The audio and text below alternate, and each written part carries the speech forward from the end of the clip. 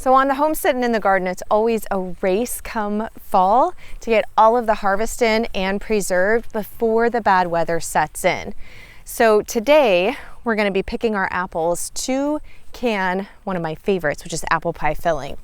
So when you're checking your apples to make sure that they're ripe, that's kind of the thing is whenever you're harvesting, especially for preserving, you want to get it at the perfect time. So if it's too early or it's not mature yet and it's not fully ripe, then you're not getting the best flavor.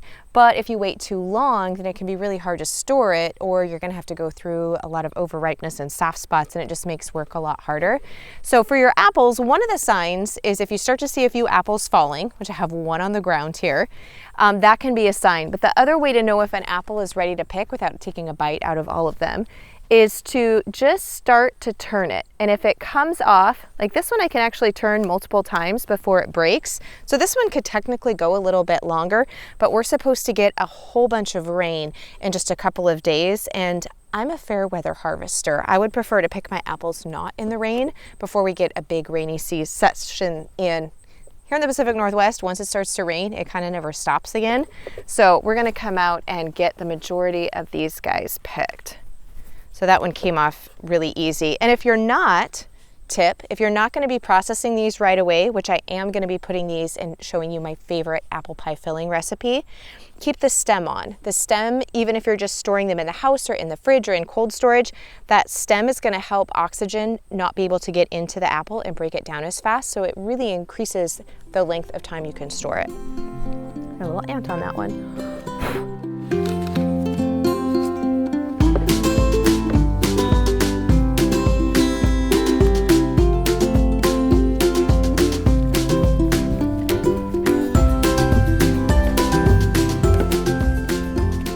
One of the reasons I like to make my apple pie filling the first thing that I do when it comes to preserving the apple harvest is because you want to use the best of the apples for your apple pie filling. Some of these apples, as you can see, there's a little bit of a bruise spot, got a little bit of bug damage in there. This one too, I brought an ant in the house. But these ones, I can cut away all of these bad spots and they're gonna be perfect for things like applesauce or apple butter or apple jam. But your apple pie, you want those slices to be perfect. So let's go ahead and get these prepped up to fill those jars.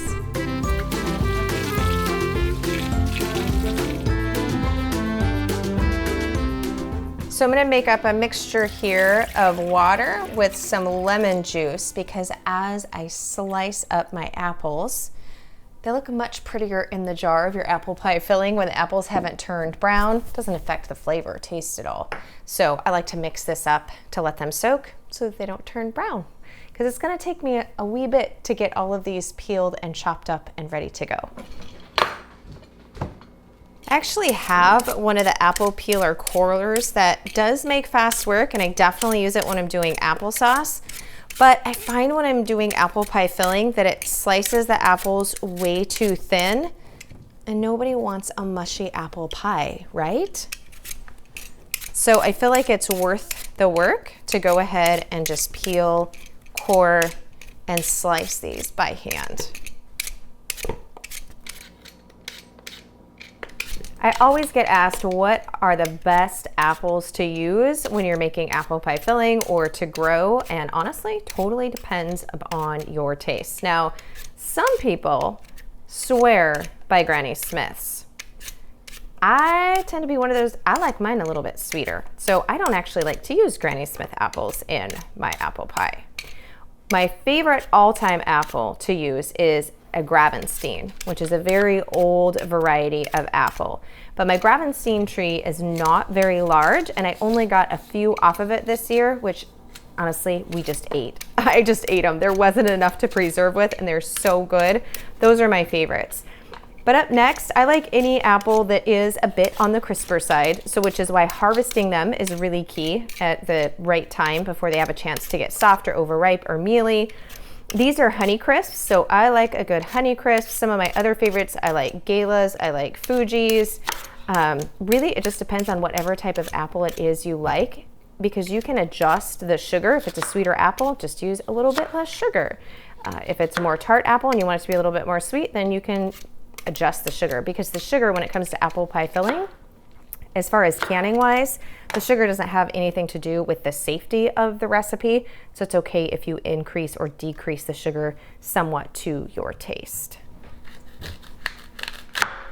Now, even though it's still a hot, sunny day here, I know the cold weather is coming, and I feel like a homesteader's life, you're always preparing for the next season and the one before. But there's nothing like having apple pie filling in the middle of winter when the apple prices are really high at the stores, or you simply want to relax in the wintertime and not worry about going out, or you just want to have an apple pie without any of the work. I've already done all of the work now, so it's sitting there waiting for whenever we want to bake up something.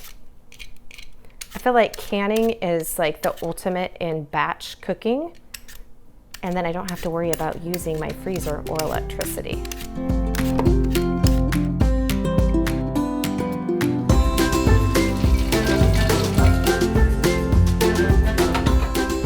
So now we're gonna go ahead and blanch our apples. So I'm gonna be doing enough to do 4 quarts of apple pie filling at once. You can do 1 quart, or as long as you've got the space, you can double this if you want, but most of your canners are only going to hold 7 quarts at a time. So I usually just do this in 4 quarts. So you're gonna take 6 cups of your apples. So we're just gonna measure those out.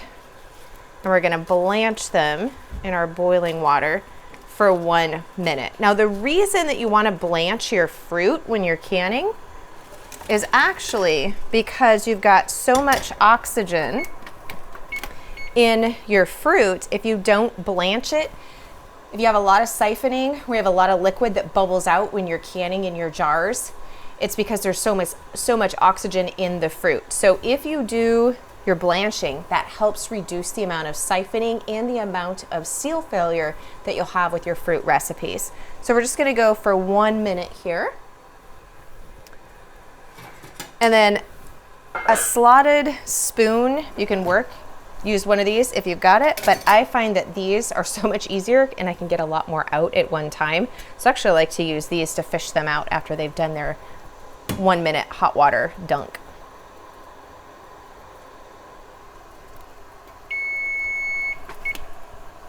We're gonna transfer them to this bowl here. You can see it's a lot faster to do it like that than it is with a tiny little slotted spoon.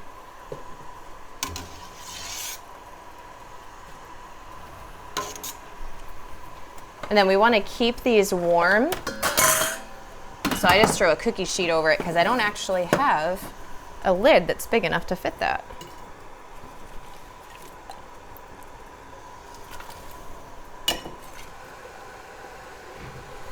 When you're using your steam canner, which you can use for water bath recipes, or a water bath, this is considered a hot pack recipe, so we want to make sure that the water in our canner is at 180 degrees Fahrenheit.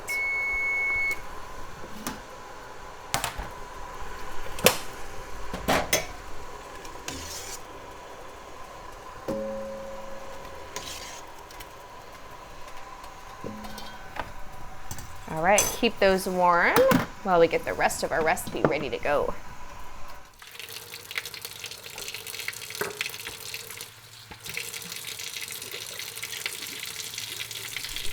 So we've got our jars washed in hot soapy water, and then I'm just gonna set them on top of here to keep them warm while we get the rest of our recipe ready. So I'm gonna use my large stock pot here, and we're going to add 3 3/4 cup water. And I've got a printable version of this recipe on my blog, so you can look below in the video descriptions and you can go and print this recipe out so you don't have to try and write it all down or keep it memorized as we're going through it. And then we're gonna measure in our spices. So I've got ginger, nutmeg, and cinnamon. So I like to do 1.5 teaspoons of the cinnamon. And I use Ceylon cinnamon and not cassia. It's sweeter. and is considered true cinnamon. And I buy a lot of my spices actually in bulk. So you can check out the link below for where I get the majority of my bulk spices. Then it's a half a teaspoon of nutmeg and of ground ginger. Now, some people like cloves in their apple pie. I do not. I do not like the flavor of cloves, so you won't find it in mine. Now we're going to go ahead and add our sugar. So we're going to do 2 3/4 cup of sugar. I'll turn this a little bit on its side so I can scoop easier.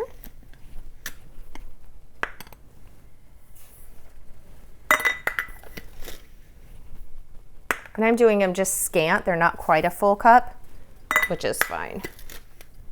So I'm doing technically a little bit less than 2 3/4 cup there.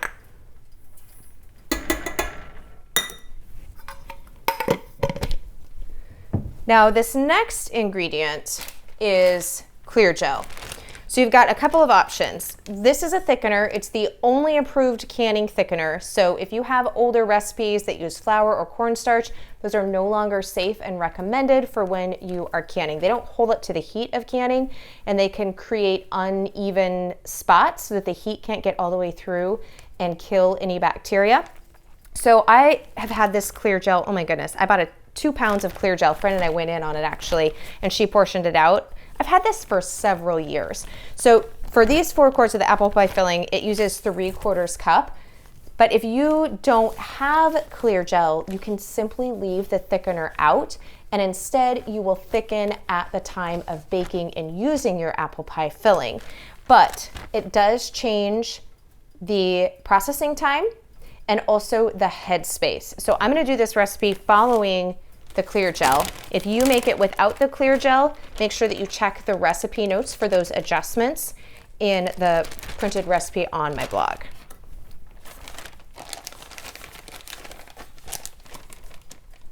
So now we're gonna put this in with our other ingredients.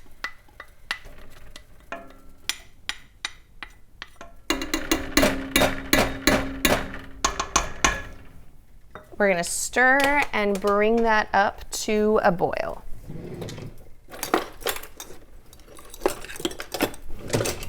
And I actually find that a whisk works better to get the sugar and the clear gel and the spices all incorporated with the water.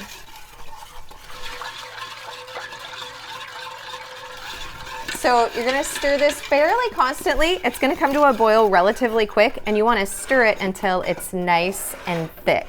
So once it's really thick, so you can see it gets thick really quickly here, if you can see through the steam, you're gonna add a half a cup of bottled lemon juice from concentrate. And then you're gonna cook this for 1 more minute, fully incorporating that lemon juice all throughout. Okay, and now we're gonna fold in our warm apples into this mixture. And this is where I'm gonna pull it forward here on this burner so I can actually get in here a little bit better. So we're just gonna dump all those in. They're still nice and warm. The last one. And we're just gonna fold this all the way into that hot mixture. So you can see it's still steaming there.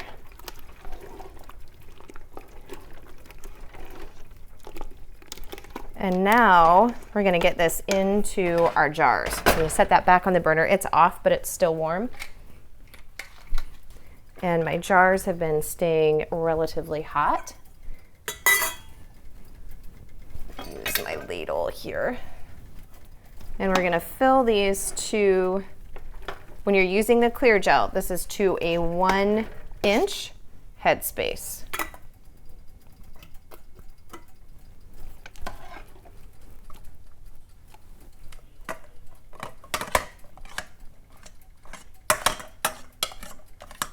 I'm gonna remove our air bubbles. And I'm definitely gonna be able to get some more apples in there. Now this is thick, so it's really easy to get some air pockets and bubbles in there. So I like to go all the way around the rim a couple times and then even push down in the center. And then we're gonna recheck our headspace for that 1 inch. And I can get one more little bit in there. There we go. And definitely want to make sure you get all of that off of the rim so that you don't inhibit your seal.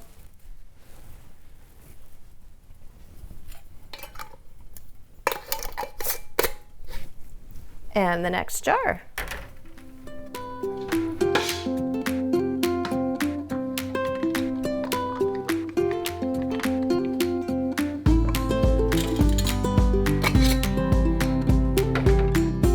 Now, as you can see, we only had 3 jars, and I often get asked, especially with fruit recipes, well, it said I was gonna get approximately, or it said I should get 4 jars, I only got 3, what did I do wrong? You didn't do anything wrong. When it comes to dealing with fruit, they have different liquid levels. So the canning volume that you're gonna get, or the amount you're gonna get, they're approximations, and they can definitely vary by a jar or 2. So don't worry about it. As long as you followed the instructions, we measured out to a T all of our ingredients, especially when it comes to the lemon juice. So anytime you have acidity added to a recipe, you want to make sure that you're always keeping those ratios of the apples to the lemon juice, etc. the same. There's a little bit of variance where you can mess with the sugar, and it's not going to, like you saw, I did a scant cup instead of a full cup. That's not really going to matter or affect anything, because the sugar isn't there for acidity reasons, it's just there for flavor, and it does help preserve some of the color. So this is a steam canner, which is definitely a proved method of canning and processing acidic water bath recipes. So we're gonna get this up to processing temperature, and then our quarts are going to process for 25 minutes. If you're using a steam canner, there's one super important thing that you need to know about operating it that is different than a water bath canner. So when your processing time is done, you need to turn off your heat and then set your timer for 5 minutes without removing the lid. This is different than water bath, where you do the exact opposite of this. You turn it off and you remove the lid. The reason for that is it needs this additional 5 minutes to finish the processing time. If you don't wait these 5 minutes, or you take the lid off before that's up, then you have to reprocess everything.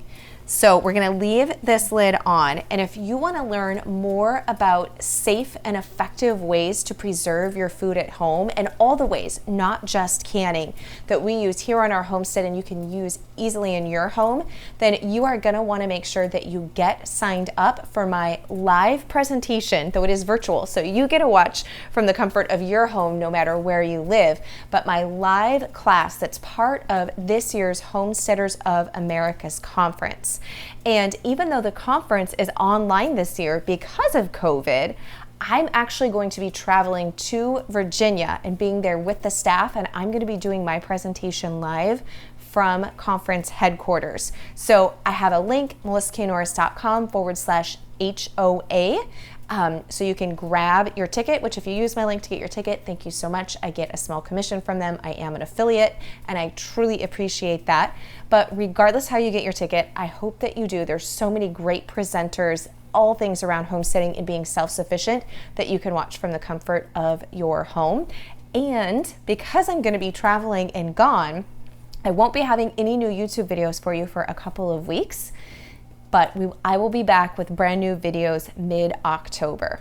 So enjoy. I hope you love this apple pie filling. It is delicious. Not only does it make all of our apple pies throughout the holidays and the rest of the year, but it's also good enough that I give it away as Christmas gifts.